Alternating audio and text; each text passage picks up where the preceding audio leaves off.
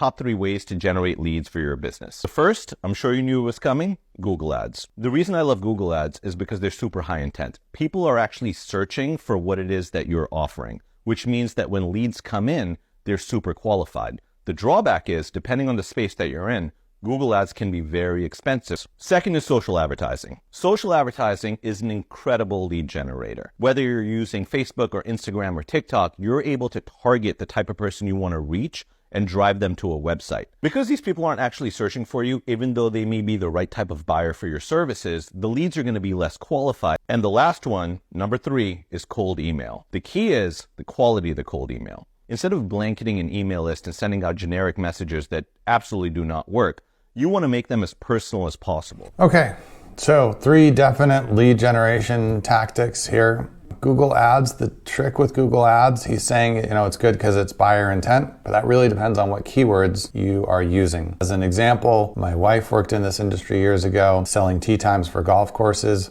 You could get a bazillion clicks if you use the term golf or golf course or even golf course tee times. But those actually were not leads that were useful. You had to get down to schedule or find a golf tee time for the golf course that people were searching for in that area. And then you could get good conversions. But you have to be very careful with how you use Google Ads or you can waste a ton of money and get very unqualified results. Social is the same thing. You have to really be good with targeting and have a long-term plan to just grab their contact info and get some level of interest and then nurture it over time. And then cold email, 100% agree. If it's generic spam, if it even makes it to their inbox, they're very unlikely to have much of a rate of return. If it's personalized and it's detailed and it directly appeals to a pain point that you catch that person having in that moment, you can have some success with it. I've responded to cold emails from time to time, but it had to be very on target with what I needed at that time and seemed to come from a credible source and seemed to be not a completely spray and pray generic email. So all those tactics can work, but you have to use them carefully and you have to really be on top of monitoring the results or they will suck down way more cash than you'll ever get back out of them. Build a successful business, you need to get good at sales. Yes. You need to get good at marketing, and they're not the same thing. And you need to get good at brand building. I believe that selling is uncovering the value you have so well that people are happy to exchange the money they have in their pocket for the value you've revealed. Interesting. Okay. So 3 critical things for business: sales, marketing, and brand building. But then he really only talked about sales. I would agree that sales is critical. If you don't sell, you can do everything else right. But if nobody's willing to give you their money in exchange for whatever you've got, then you really don't have a business. Marketing is the precursor to sales. It's what gets you to the point where you can have a conversation where you can sell something. So you need to have marketing to draw people in, to be aware of your business, to see what you have to offer and initiate the sales conversation. And it could be, you could be an e-commerce business and the sales conversation is really them putting it in the cart and paying for it. Or it could be a complex sale where you have multiple rounds of talking to a salesperson and explaining things and going through a proposal and altering the proposal and then eventually they sign up. But whatever it is, sales is getting them to buy and marketing is getting them to be aware of the possibility that they could buy. So they are 2 separate things and they're both important. Brand building, that's like a distant third. If you know how to get in front of people who are going to be potentially interested, that's marketing. And you know how to then sell some of them, that's sales. Having a brand is sort of a less important. It kind of goes with marketing, but you could have a name nobody's ever heard of and a logo that is super ugly and a website that's pretty marginal. But if you've got a good offer and you get in front of the right people with it, then you're going to have sales. On the flip side, you could have an amazing brand, a beautiful logo, a fantastic website, but if you can't get it in front of the right people, or even when you do, you can't convince them to buy, then the brand isn't worth much. So the brand is kind of third, pretty far down in my mind of what's important for a business. And him talking about sales is not convincing someone to buy. I'd agree. Again, if you can show somebody the value and they see it, then you don't have to convince them beyond that for them to exchange their money for it. The perfect example of that is if, let's say, your house is on fire and then somebody comes up and they have a bucket of water, at that point you don't have to convince them very much that they probably really want that bucket of water so they can put their house fire out and not lose their house, right? You don't have to do a lot of convincing. So when you think of the traditional sort of stereotype salesperson,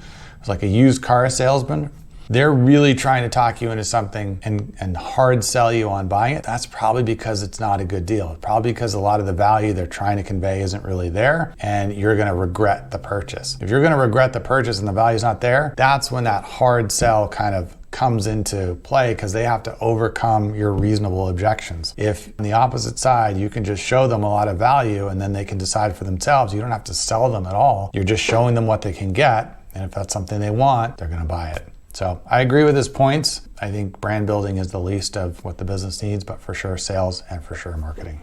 3 things you can do to get more orders. Number 1, find your favorite stores and email them. Ask them, hey, love your store. Can we send you some products? Number 2, build a relationship with your customers. Number 3, keep showing up.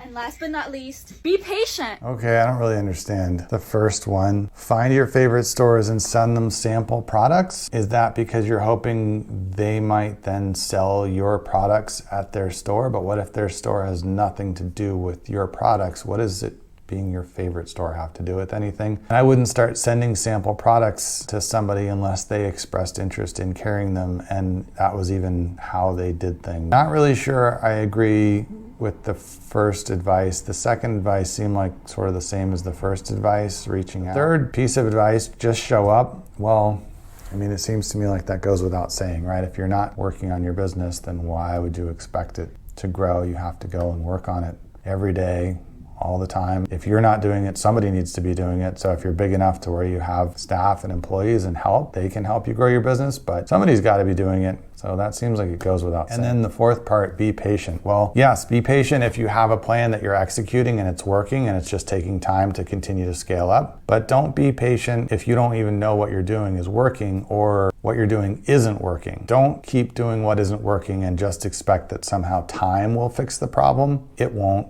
You have to actually do something that's working for it to get better. So make sure you're not making the mistake of being persistent with something that isn't working. Be persistent to find things that work and then continue to do the things that work. But don't just assume that putting time in by itself will get you there, because it won't. This is what I did to grow a home service company from 0 to 300K in just 18 months. The key to scaling any local service business is localized marketing. Okay, I would be interested to know what his service business is, just because $300,000 divided by even 2,000 customers is $150 per customer.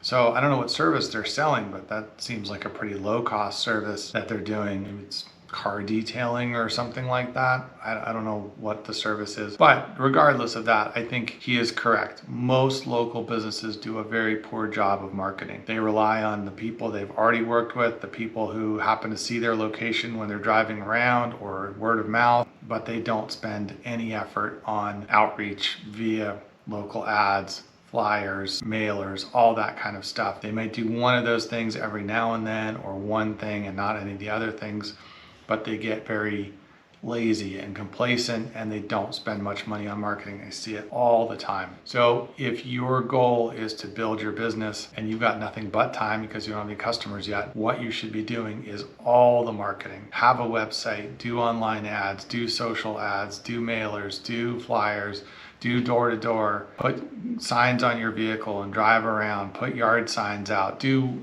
anything and everything you can to keep your name in front of people who are likely to be your customers, and you will start getting them. And then as soon as you get them, ask them for referrals, ask them who else they know that you should work with or talk to, and drive the marketing hard. That is what's going to help you grow your business. Now, if you want to continue to grow, you've got to continue to do the marketing, expand your territory, expand the reach of your marketing, etc. But if you want to grow, whether you're brand new or you've been doing it 10 years, you've got to be out there in front of potential customers so they see you, they think about you, when they need you, they call you. Otherwise, they're going to call whoever they last thought about or last saw. And if that's not you, you're not going to get the call, you're not going to get the business. And that is how you can survive and thrive in any business, but local business even more so, just because most of them do no marketing. So just by virtue of the fact that you're doing marketing, you're already ahead of the game.